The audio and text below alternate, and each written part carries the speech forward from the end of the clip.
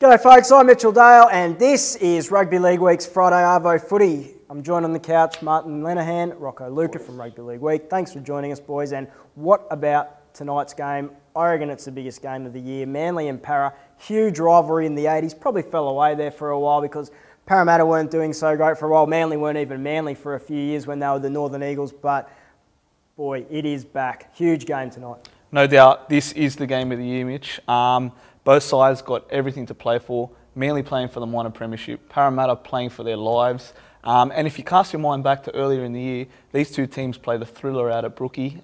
If you're a Para fan, you could probably feel hard done by. A few decisions didn't go their way. So, I mean, that clash will only fuel the fire to what is already a cracker of a game. Yeah, Parramatta probably the better side there in round three. Couple of play the ball issues there, which led to Manly tries. One of them goes to one of them gets called back. Parramatta probably win the game. It affects all the teams around Parramatta in the 8. Also affects South, who are fighting with Manly for the minor premiership. So, huge game. The other thing with Parramatta is it wasn't their first time, it wasn't the only time they were the subject of some iffy calls. Of course, we saw it last Friday night.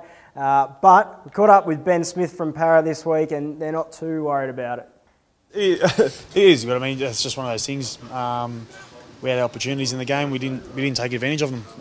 Credit to the Dogs. They D'd up very well. But you learn from your mistakes, and we know we can perform better. But in saying that, we took a bit of confidence out of it, knowing that we can perform against the big teams.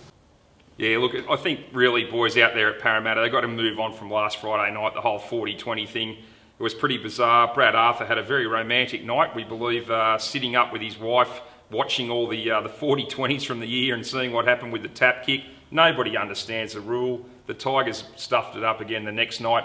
I think they've put that behind them. It wasn't their greatest performance anyway. You can't say it all came down to that. Chris Sandow only put the ball on his knee anyway, so even if they got it right on the sideline, they wouldn't have got a try. So they've just got to move on from that. They're at home. They'll get huge support there. I think, look, things are a bit more serious out at Manly, not too much joking around when we went out and caught up with those guys this week. Let's see what they had to say. I know we're looking forward to it. Big game against a pretty informed Parramatta side. And we know that we've just got to, focus on our game and make sure we turn up well, because if we don't, there's nothing more dangerous than a desperate Manly have probably been slightly off their game, you could say, the past few weeks. Of course, they got dominated by the Bunnies 2 weeks ago. Last week against the Titans, they scraped away with a win. Wasn't their most convincing display of the year, but this is a really good chance for them to reassert themselves. Definitely, Mitch. Manly set such a high standard for themselves and they haven't been at their best the last 2 weeks, but make no mistake, Manly are the best big game team in this competition. They've proven it time and time again, and this is the biggest game of the season for them, and they'll win this one comfortably.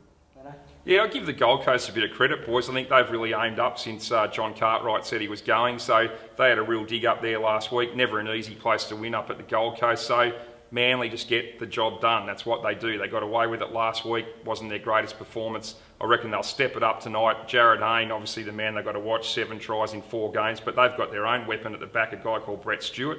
They'll win by 12, Manly. 12. Look, I think it's going to be a lot closer than that. I do think Manly are going to scrape home with it, but I also reckon it's going to be one of the best games of the year, certainly the biggest, as we've said. Enjoy the game tonight. That's it from us at Friday Arvo Footy. We'll be back again next week.